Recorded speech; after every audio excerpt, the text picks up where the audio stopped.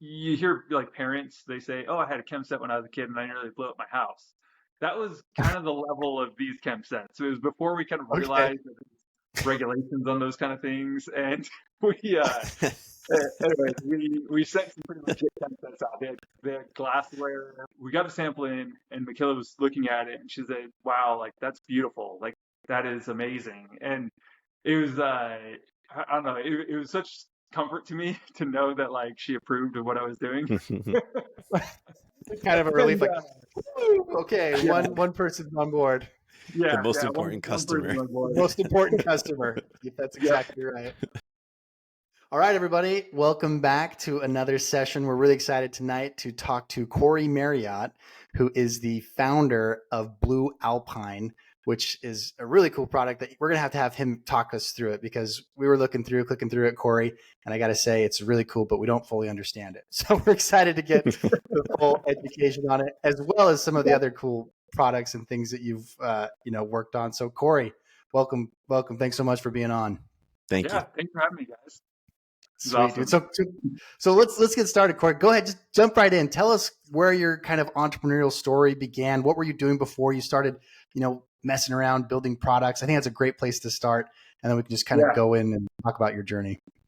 yeah, definitely. So I think like uh, when you said entrepreneurial journey, I was like, actually, I think it started like way early on in life. Like, I had a few things written down, and as you said that, I'm like, actually, uh, so when I was in high school, I like worked as a handyman, did a bunch of different things, like, and it kind of just always worked for myself. And then I think that is kind of what translated into later in life, like realizing, hey, I can work for myself, and like, that's going to work out just fine. But anyways, yeah. So early on, like definitely a lot of like handyman, like service, like just I don't know how to put it, just like just labor, general labor kind of stuff. Right. But what really kind of kicked me and Tim off. So Tim is my brother and co-founder. But That's what right. really kicked me and Tim off was actually our senior year of college. We tried a Kickstarter project, and it was just a very simple chem set. And really, Tim was like the brains behind it, and he still is like the brains behind most of this. Um, but he's far more intelligent than I am. But yeah. Uh, So, anyways, in our senior year in college, we came up with this like idea to do a chem set. We had seen a chem set start on Kickstarter, and it did really well. And we said, hey, we're starving college students. We should try that because that did really well. Maybe we could help pay for college that way. So we built something like 75 chemistry sets, like big chemistry sets, built them out of our dorm room. And so, I mean, we literally like had the hallway in our dorm, like in our dormitory. It was just lined with chemistry sets one night because we were like assembling them all and like we brought all of our friends over, fed them pizza, and like we're trying to get these things built and shipped off to customers. So I think that was that the is first time I go for it. well, that's so cool. I didn't even know that was kind of where the journey began. So what was inside of these chem sets? Yeah. So it was kind of just like like you hear like parents, they say, "Oh, I had a chem set when I was a kid and I nearly blew up my house." That was kind of the level of these chem sets. So it was before we kind of Okay. realized that there's regulations on those kind of things, and we anyways, we sent some pretty legit chem sets out. They had glassware. They had a lot of really cool chemicals that we don't include anymore for regulatory purposes. And, Right. so Did you sell anyways, them to other students? we sold them kind of just to everybody. A lot of it was like, people who were just buying them for their kids, just trying to get their kids excited about chemistry. Excited about chemistry. Gotcha. Yeah, Tim wrote a phenomenal book. It was, I mean, probably like 60, 70 pages on like different experiments that were just really like highlighted, hey, these are really fun chemistry experiments that are safe enough to do in your house. And anyways, it was just a really cool project. So, but that's kind of where That's I awesome. realized, hey, I think that this whole product design thing could really be like huge. I think that we could make a lot of money at it. So, That's but sweet. That's really cool.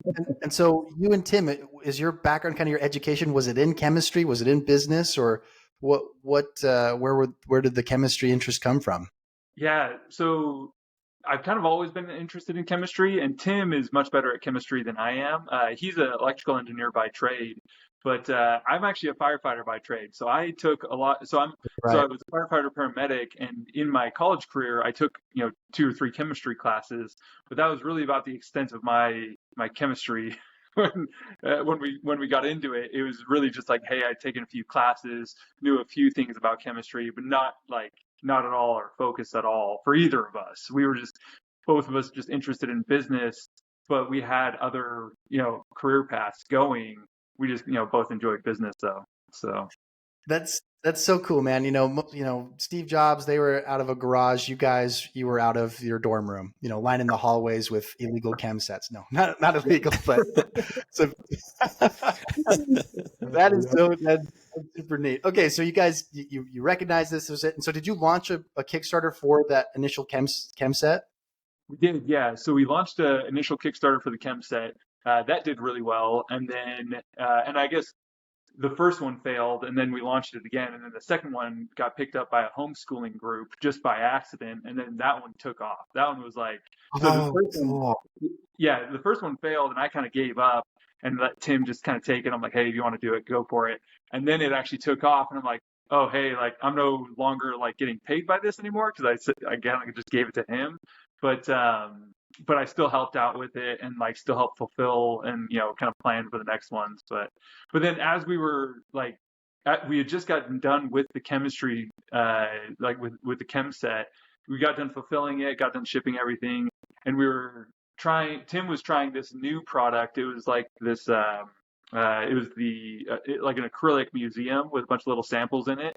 There's a Right. guy out there, anyways, it's called the Mini Museum, and he looked at it and said, hey, this is another great Kickstarter project. We should figure out how to do this. So he was trying to figure out that, and I was kind of like, bogged down with paramedic school, so I, didn't have a whole lot of time to help with it. But we were sitting there one night, and again in our dorm room, and he had a prototype of the mini museum, or his mini museum. It's called the Heritage Museum. He had a prototype of it, and I said, hey, what would do really well is this exact same thing, but a periodic table. So a little periodic table with samples in it, like cast in acrylic. And I said, hey, we should try this someday. So it wasn't until we were out of college and married that we had time and money to like actually put towards that project. But that's really where we went from kind of like entrepreneurs to actual entrepreneurs. Yeah, So actually How took much that time. time passed in between when you first came up with, like, when you had that first sample versus like however many years later when you actually started it working on it? was from very first idea to actual like getting like the next Kickstarter going was probably like a year and a half. It was like I finished up school, did my internship, uh, we got married, like or both me and Tim got married, and like anyways, yeah, yeah, it was a while. So and luckily our wives are very on board with all of this. So That, they were very on board with it, or they weren't. they were very on They board. were. Okay, that's good. I gotta say, a year and a half to be sitting on an idea doesn't feel super long to me. I feel like there's still some Mhm. ideas that I like, thought of years ago, and I still kind of like, oh man, maybe I should Mhm. try to go after that. But no, that's crazy. So I Yep. feel like not a terrible time frame, honestly. Yeah, I thought it would be longer too. Very cool. So a year and a half later, you're married. You've got the money. You're going to start putting some muscle behind it, and then did you put together your first prototype for it? And thought, well, this is beautiful, or what did it look like? Actually, yeah, I still remember the conversation that I had with Michaela. So we got our first prototype for the periodic table in, and the periodic tables is really where like Engineered Labs started. So we kind of have two main companies now. It's Engineered Labs and then Blue Alpine. But the periodic table is like really where that one started. And I remember the conversation that I had with Michaela. It was we were just looking at it, and we just got it in like that day from our manufacturer. We prepared all the samples. It took us probably like a solid month to get all the samples in and break them all up into the right sizes and figure out what samples we could even use. And then because like some of the elements are some of them are liquid at room temperature, some of them are gases at room temperature. So there was a lot of R&D as far as like the samples themselves go of like how to make it and make it stable enough to encase an acrylic.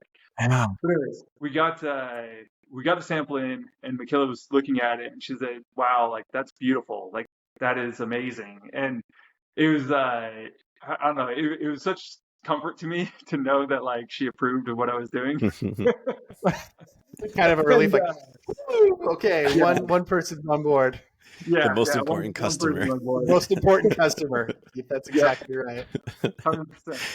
So it Oh, was probably a week later we launched our Kickstarter. So as soon as we had samples, we launched our Kickstarter. I mean, it was like a week later. And during that week that the Kickstarter was just starting, I was actually writing our patent for it. I was studying how to do, patents, and anyways, figured out how to do a design patent, and we filed for it probably that same week or the week after, anyways. But and then, yeah, kind of the rest is history. It took off. I was working as a firefighter at the time, and eventually it just got to the point where it took off so well that I said, "Hey, I think I'm going to go try to do my own thing with this." And yeah, the rest is history. So, so cool.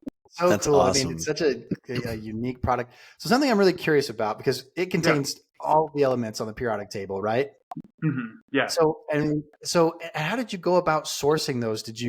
How did you even go? How do you just go to Google and like, where can I find this element? Or like, what did that process look like?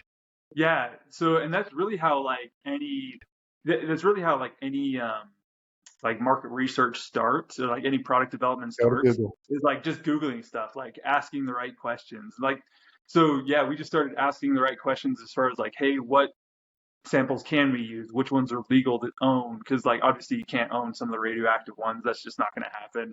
But like, Right. different things with I don't know, like the liquids at room temperature, like mercury, for example. At first, we couldn't use a liquid form of mercury because it's, hey, we can't encase that. But we found like a solid form of mercury that was mercury sulfide that was safe enough to handle, and we could put it in resin and things like that. So it was a lot of just like, here's the first one, let's check that off. Hey, we've got this figured out. Now let's go to the next one. I mean, it was probably a solid month of just doing that, like just every day, day in and day out. We get a sample in Wow. from That's by, it? Just a month? yeah, I Is mean, this it for was, all the elements or for like a couple?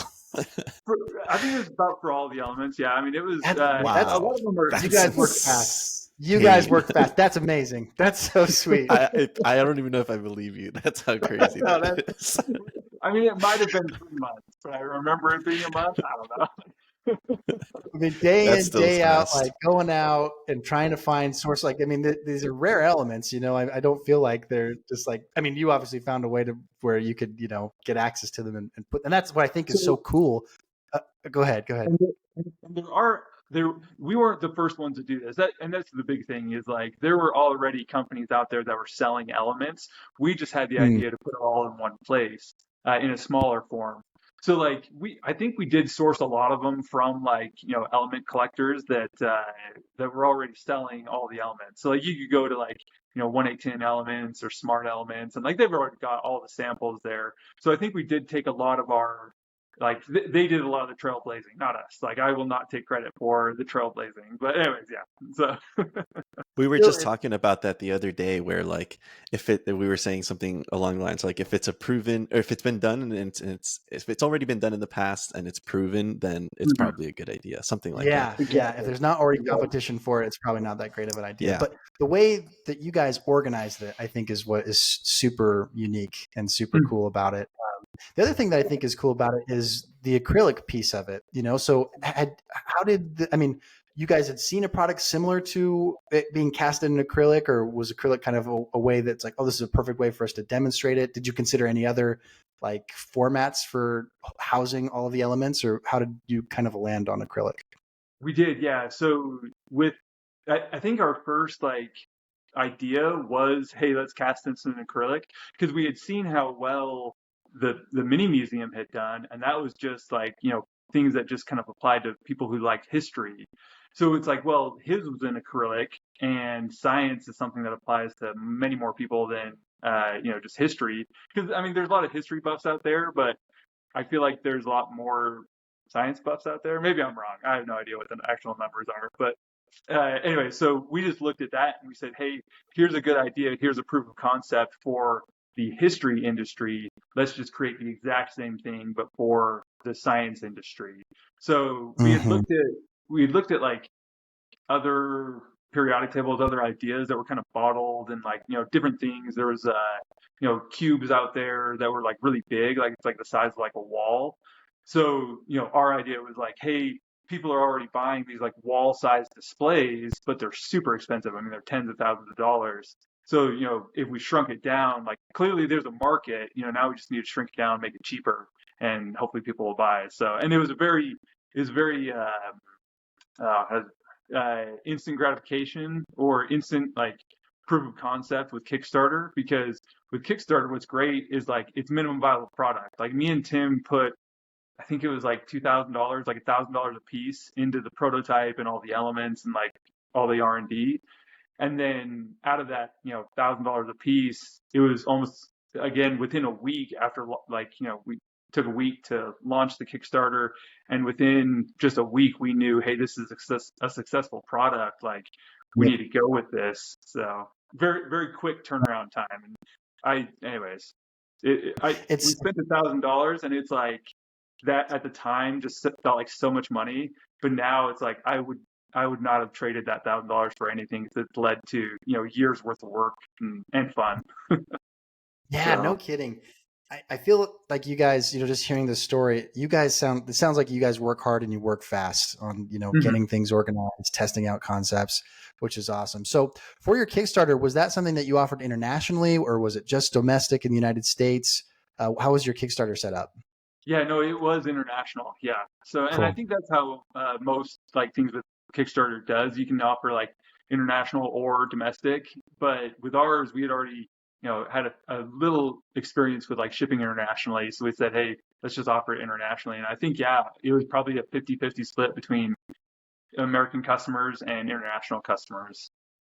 That's cool. That's Interesting. cool. And so now, and then, so I know that you guys have, started to explore a little bit more of the acrylic. I got to bring this up because this is one of your, tell us a little bit about this product here, because this was one, Yeah. I had known Corey, and he had kind of talked me through and helped me out with some of my projects and stuff. And so when I saw this come on Kickstarter, my original thought was, okay, I'm going to get it to kind of, back up a buddy and support him. But I look at this every single day. Like if I'm on a meeting and I'm bored, I just kind of pull it out and take a look at it. So tell us about the acrylic in the watch. Yeah, so and the acrylic is kind of a very easy concept for us now, where it's like, hey, if we come up with an idea, let's just cast something in acrylic, let's go try it out. We can have like a 3-week turnaround time from concept to, product in our hands with our suppliers now. So I wouldn't uh, Awesome. I wouldn't say, how to put it, it's not like an amazing idea, but it's one of many ideas. I think the amazing idea behind it is that we are always just churning out new ideas, new Testing. products, and we're always taking them to market and then saying, hey, like, is this going to work, or is this going to work? Because what I've found is that it's generally not like everyone says, hey, that's $1 million product or $1 million idea, and although that's true, generally it's like, well, you could probably sell, like if you had 10 products like that, you could probably sell $1 million worth. And that's kind of our concept now. It's like instead of trying to hit $1 million idea every time, we try to hit 10 to 20 ideas that will generate $1 million like over all of them. But anyways, going back to the watch display, that was just one of our like product lines that we had tried. We had seen a few just different things on the internet, looking up different things in acrylic, and we said, hey, like, this one watch display is beautiful, but it looks like there was only ever one made. Like it was literally just a Mhm. one-off that somebody made randomly. So we said, hey, let's try to, replicate that. Let's take a few other ideas and like bundle them into a watch display, or a watch series anyways.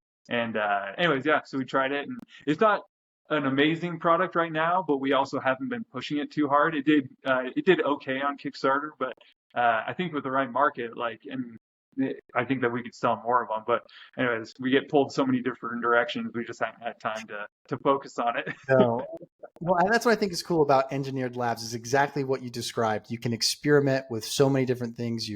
ironed out the processes. You've got the right the right partners in place that just allow you to move quickly.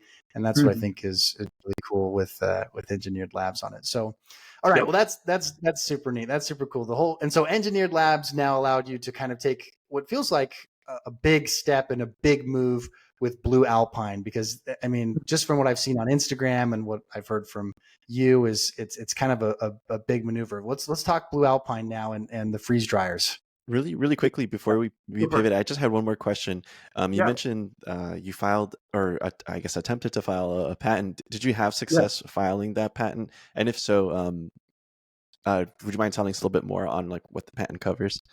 Yeah, definitely. So we did have success filing it, but we did get rejected to start with, only because we had posted some Instagram posts before we had filed. So Oh, the person that was reviewing our patent said, "Hey, this company called Engineered Labs is already doing what you're trying to do." And we're like, "Well, we own Engineered Labs." So we had to go Wow. through this like back and forth process that it's like, "Hey, we own Engineered Labs, and here's the proof that we own it." Anyway, so that was kind of funny that, she found us. And, interesting. oh, well, that's cool that she found us. But yeah, so essentially I just got on YouTube and Google and just like figured out, hey, what is a patent? There's a design patent and a utility patent. Which one do we cover, or like which one are we covered under? Which one can we afford? Because utility patents are really expensive. Design patents are much more like much cheaper. The only thing that I regret not doing is so filing for a provisional patent for a utility patent. Uh, we totally should have done that. So a design patent only covers the way that something looks, whereas a utility patent covers also the way that you build it or the way that it functions. So we should have filed for both. We should have gotten our design patent and then been working on our utility patent, because a utility patent, you can file for a provisional utility patent in like 30 minutes. I mean, it's like super, super simple. And then that's good for a year. So, we should have filed for it and then realized, hey, this is going to be really good. This is going to take off. Let's now start working on actually taking that provisional patent and turning it into a real patent. Anyways, we didn't do that, and that got us into kind of a sticky mess with a bunch of Chinese knockoffs. Super unfortunate, but anyways, yeah, so not even Amazon will listen to us because we don't have a utility patent. We have a design patent, but they're like, yeah, we don't care about that. Amazon's like, unless you have a utility patent, like we don't really like, they don't really they don't hold the knockoffs accountable unless you have a utility patent. So, anyways, that's Interesting. yeah, super And so I'm technical curious stuff. about that too, like protecting ideas from Chinese manufacturers. Then, like, is Mhm. there any, because I'm sure some people have thought about like, well, I have this cool product idea and I want to source it from China, but obviously the Mhm. laws in the United States don't operate within the laws Yeah, of China. So is this yeah. utility patent that you're describing the best way to protect it? And then just, working with Amazon in case somebody tries to duplicate a product, because Mhm. you couldn't really do anything in China, right? Or have you looked into that or at all? Yeah, there's really no recourse, even with an international patent. There's really no recourse within China. But if you filed for like say a provisional patent, and I'm not sure if there's like a provisional like a patent pending status like for international patents. I imagine that there is, but if you the way that I think about it is, if you are going to take anything to China, just compartmentalize it. So that way the Chinese manufacturers can't actually figure out what you're making.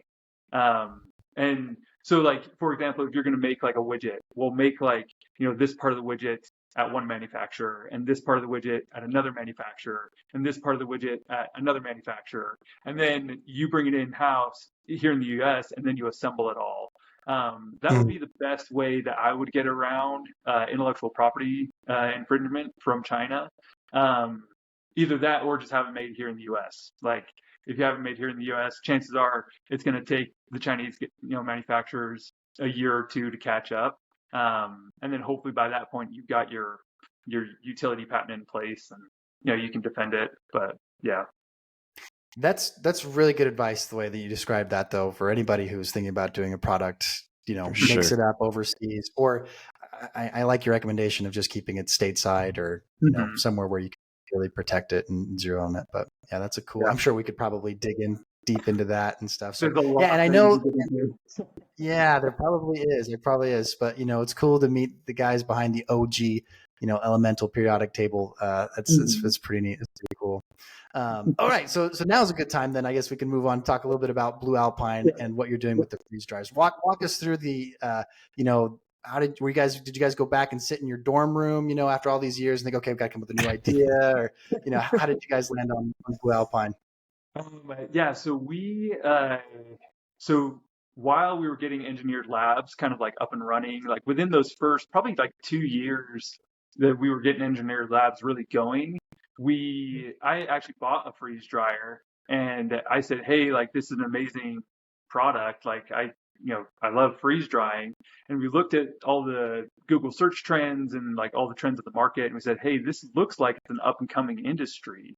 And sure enough, it was. The industry was only like 5, 6 years old at the time. And, it took us, 5 or 6 years to get into it.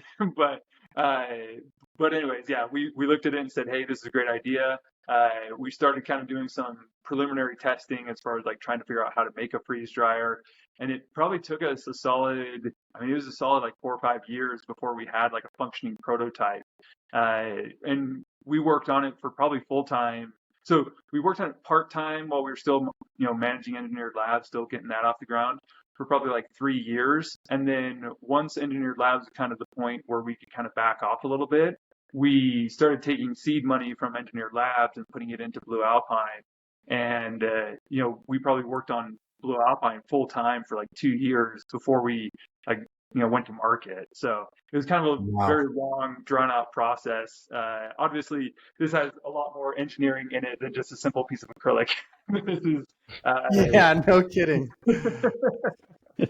How are the periodic elements incorporated into the freeze dryer? Is there uranium in there? Or? Dude, I was telling Ben about that. I was checking out the website. I saw that the uranium was sold out on your website, and I'm like, oh, Yep. that's scary. Yeah, so Oh. uranium cubes are actually one of my best sellers, but those are super fun. And they are safe. They are legal. Just for anyone watching this later on, but we've Nice. done a lot of research. I think I might pick myself up one. Yeah. So, sorry, go for it. That's really cool.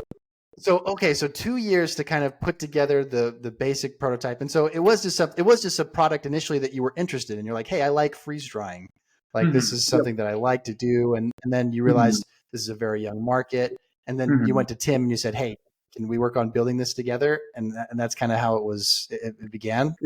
It was actually Tim saw my freeze dryer and was like, and we're both entrepreneurs at heart, but he saw my freeze dryer and just started asking the right questions. He said, hey, like, this is really cool. And I think that, I was telling him about how much I was enjoying it, how much I really believed in freeze drying. And then he started asking the right questions of like, well, what does the market look like? How big are the competitors? Who are the competitors? And, anyways, that's one thing that I've really come to like respect about Tim and really start doing more myself is like asking the right questions. Like if you can just figure out how to ask the right questions, like you can move mountains. So anyways. Yeah. That's great. So did you guys start by because you built your own, this is a unique design that you guys, reverse engineered and built and put together. Is there anything, did you guys put a patent on this bad boy, or how did you reverse engineer and put this together? Yeah, so there's no we don't really care about patents anymore after our experience with the design patent failing. Because Okay. patents are only good enough for if you have the ability and the finances to defend them, then they're great to have. But if you don't have the ability or the finances or the bandwidth to defend it, then it's really not worth. I mean, no one wants to get into a lawsuit, right? And like defending your patent means getting into lawsuits, and like we just don't want to do that. I'm of the opinion now that business and especially like building freeze dryers is hard enough that if somebody wants to do a freeze dryer business, I will show them every step of the way how to do it. Because if you want to go do it, like be my guest. Like it is very difficult. I will show you how to build a freeze dryer, and if you can do it, more power to you. So So for the audience, actually, I think a good kind of next step here, just because we haven't Yeah. dived into it yet, could you tell us about like what the benefits and what the uses of a freeze dryer are? Because I got to be honest with you, I've never heard of a freeze dryer ever, and I was Yeah. just kind of skimming through the website and the Instagram a little bit, and I got a few of the value propositions out, and it sounds interesting, but definitely still feel very much in the dark. Yeah, yeah, definitely. No, that's a great question, and I forget about that. It's like, oh yeah, what is a freeze dryer? So a freeze dryer allows you. So like Mountain House meals, like how it's just a dry meal in a bag, and you just add water, like fill up to this line, and in 15 minutes or so, you've got like a warm meal out in the woods. That's Yeah. essentially what a freeze dryer allows you to do, but at home. So you can take your regular foods that you love to eat at home, and you can make those into freeze dryer meals, seal them into a bag, and take them camping with you. It's also used heavily in like the emergency food storage industry. So if you're at all, and that's where I come from, is like emergency medicine, firefighting, like putting away for a rainy day. Like I have spent my whole life like thinking about emergencies. So, for me, getting into emergency food prep was kind of like a natural, like just a natural transition, because it's like, well, I know for a fact that emergencies happen because I was going to emergencies every day.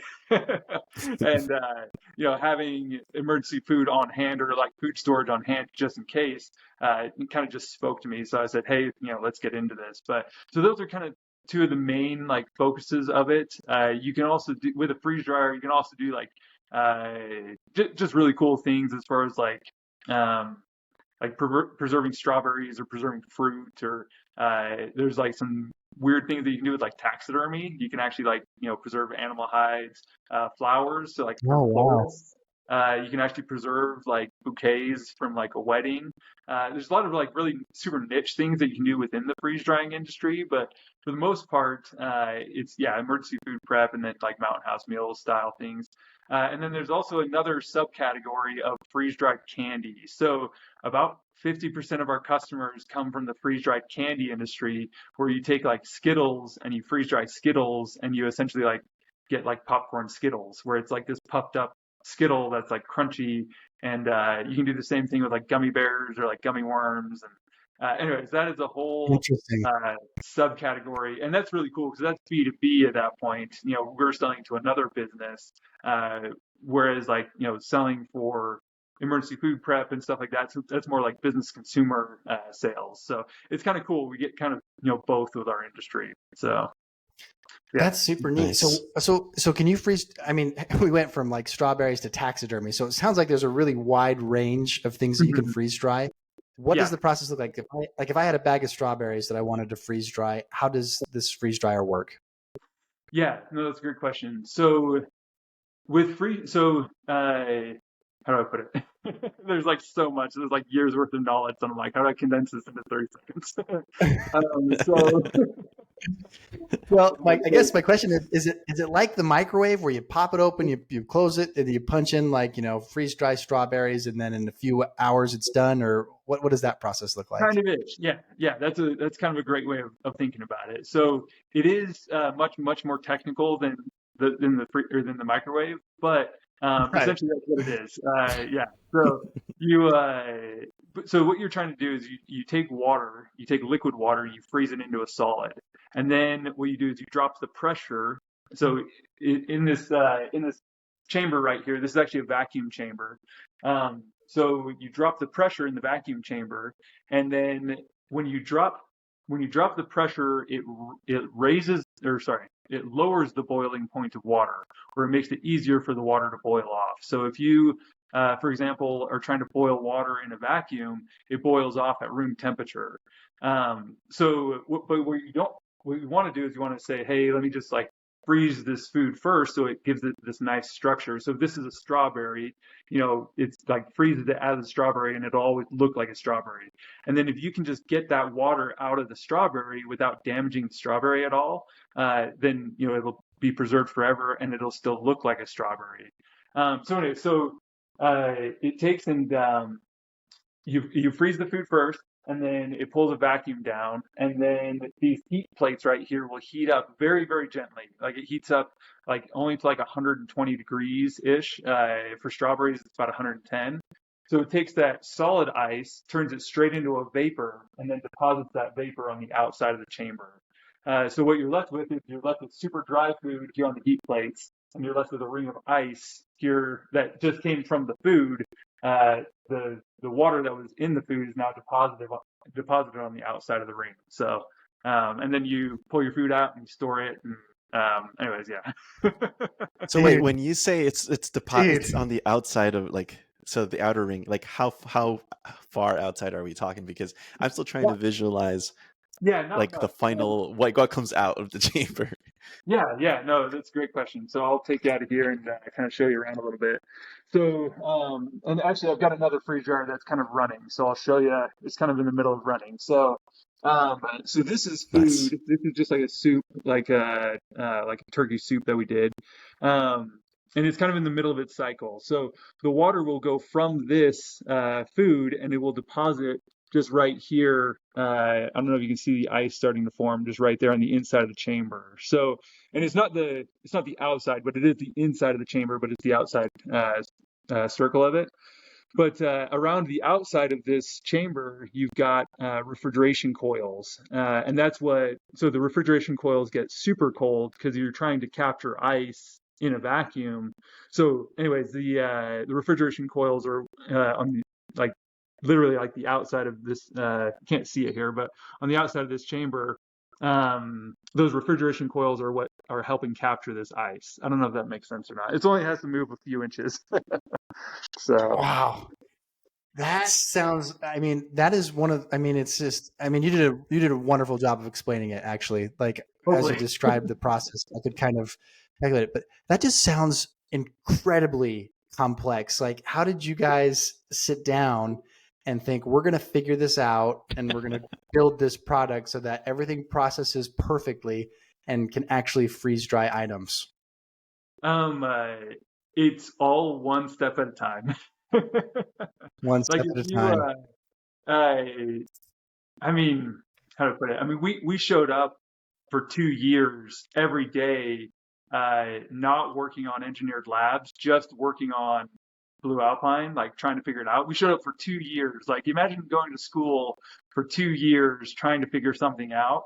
Like you'll figure it out. Like, I mean, it just takes time. Yeah. But yeah, so it did not happen overnight by any means. Like this is like years of my life dedicated to this one like process. So um so anyways, yeah, it Gosh. takes a long time. So 2 years And if well spent because I mean so, it I functions well. I think love the design and the color. Go ahead, Keith.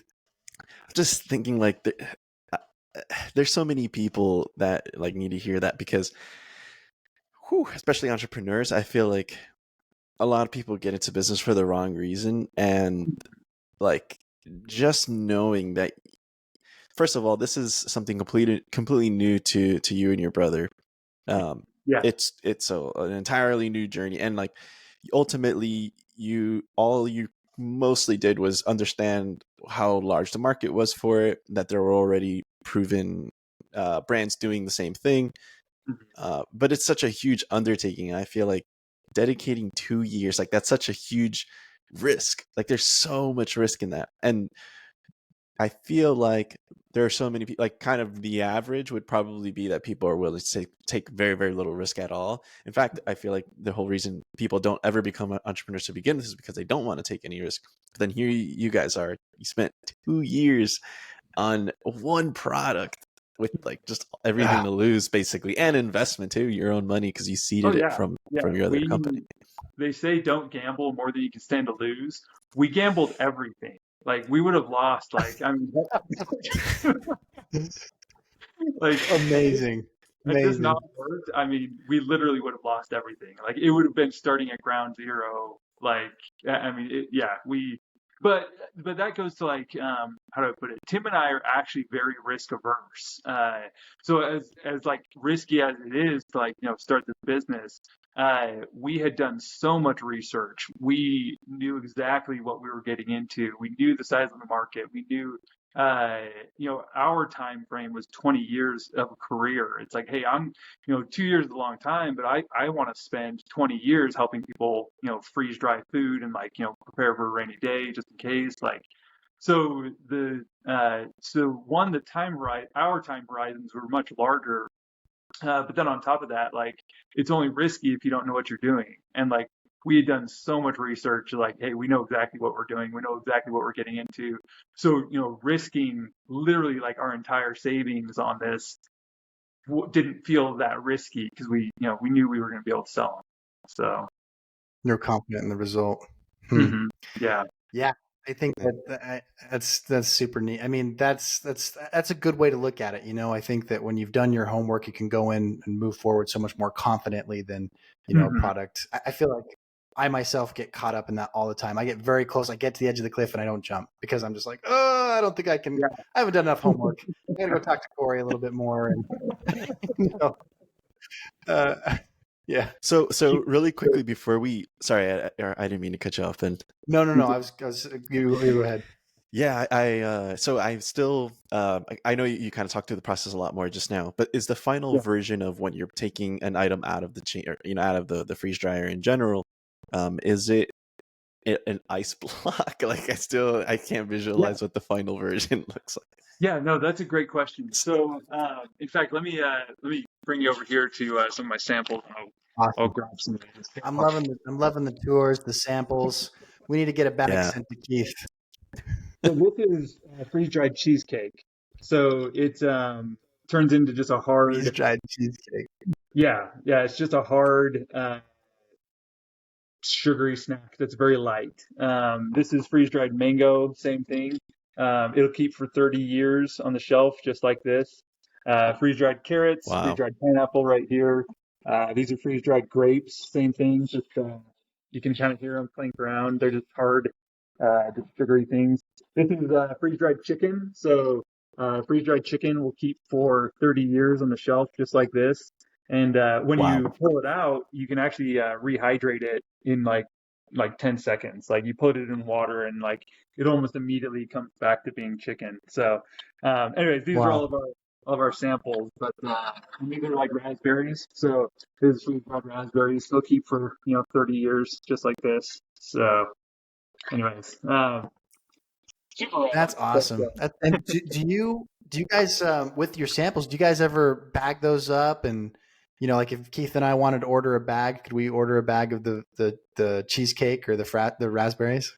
I we are that's a great question. So we are licensed to do some berries and like apples and like pineapple, but there's a lot of like cottage food licenses that go into that. But if you want Interesting. That's a want whole me to make nother you some, beast. I'll make you some, but I can't quite sell them yet.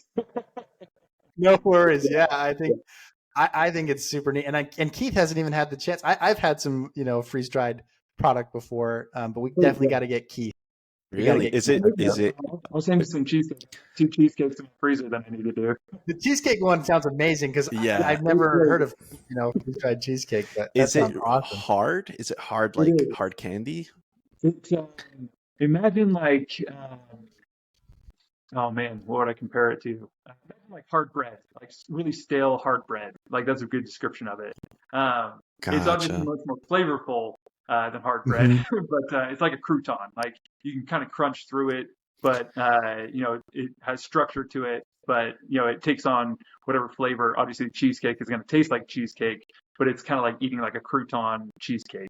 So But it's not, and it's softer than the crouton though, because like a crouton's kind of rough and crunchy, but the freeze dried it's a little bit smoother and soft, right? it Oh, is, that sounds yeah. good. Especially once you get some water on it, like your saliva, like once it like wets it down, it becomes cheesecake again. It's just you're just eating cheesecake. That's Cool. insane. That's I insane. know, it's awesome. So what does it look like right now then? So are you guys, like you described earlier, are you sourcing the parts from different manufacturers and then you're putting them together in your shop there, and Mhm. then moving them? Is that the current production process? It is, yeah. So, I mean, getting started, like we obviously don't have like an aluminum extruding machine. So, we're going to like an aluminum extrusion manufacturer and saying, hey, can you make this for us? We're going to, a CNC mill shop and saying, hey, can you make these panels for us? So every component is sourced. There's something like, if you count the electronics, I mean, there's probably like almost 1,000 components on these things. And anyways, we got to source them all. The main body of it, I think we're about 100 components, but with the electronics, there are a ton of pieces that go into the electronics. But anyways, yeah. So we source all that, and then assemble it in our shop. We do all the welding. We do the like charging the refrigeration, soldering the refrigeration up. We do all the foaming and like assembly, like so the frames are built in our shop, and like we literally go from just parts and pieces, like it doesn't look anything like a freeze dryer, to at the end of the assembly line, like you have built freeze dryers going out the door. So. Oh yeah, it's a beautiful product. I mean, it really does look like the color, the design. I mentioned that earlier, but I mean, and I'm sure that that's probably super satisfying for you and your brother to start assembling these thousands of different pieces and components together to finally get, an end product there. But that's pretty sweet. So how long does it take from the pieces to arrive to assembly? Is it a pretty laborious process? So yeah, once we have all the pieces, it's actually only about a day and a half, maybe 2 days to assemble one. So it works through the assembly line pretty quickly. If we have enough guys, we can do it in about a day. But if one guy were to do it, it'd probably take about 2 days for one guy to do it. So. Wow.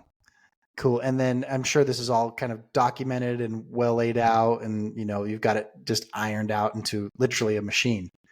We're still working on that. We're working on that. That's a cool spot to be at. Yeah, we actually just hired my twin brother. He's a mechanical engineer, and he specializes in standing up assembly lines. Like that's kind of his like bread and butter.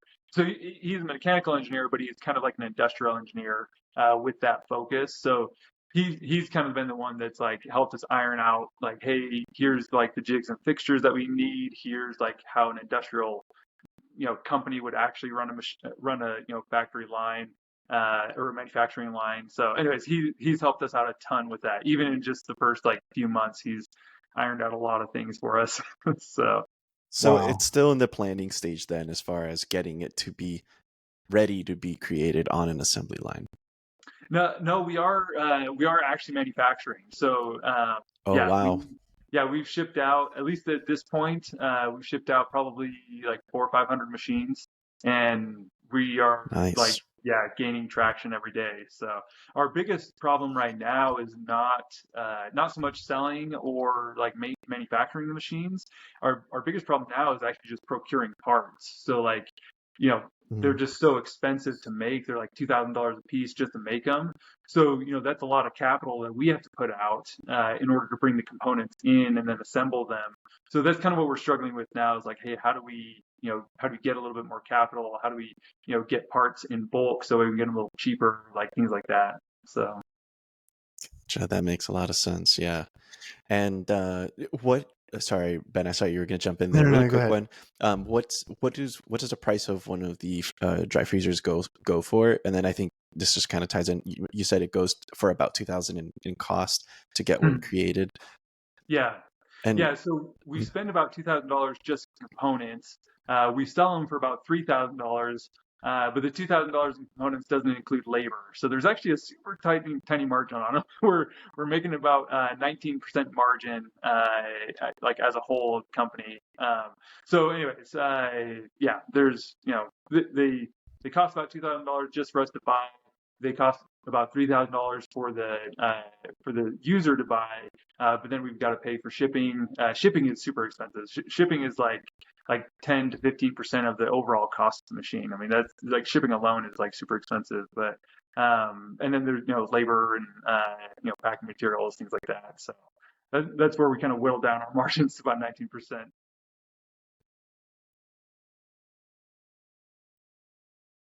So, Corey, how do people follow Blue Alpine and Engineered Labs? What's the best way to kind of follow the journey and stay up to date with all your products? We'll also pop those links in the description on the bottom of the video as well. Yep. for sure.